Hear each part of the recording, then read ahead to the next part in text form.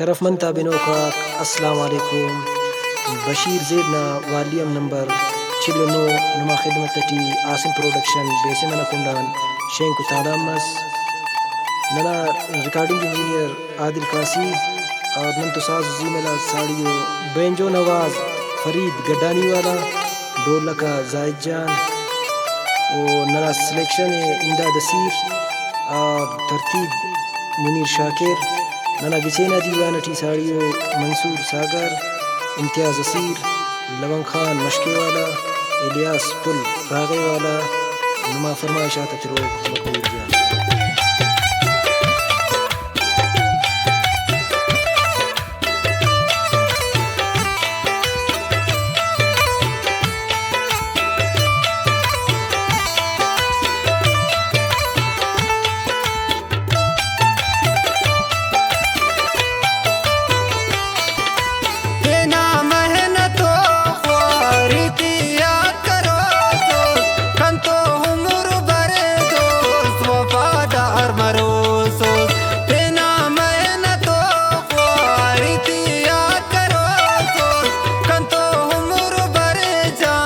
वफादार मरोसो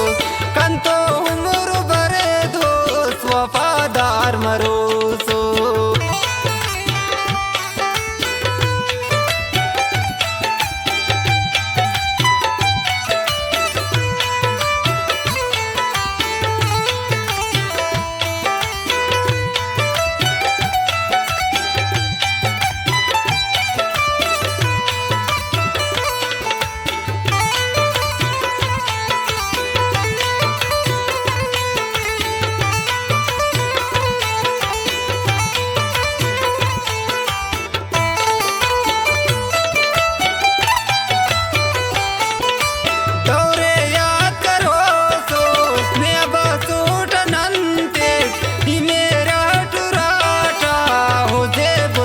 खंते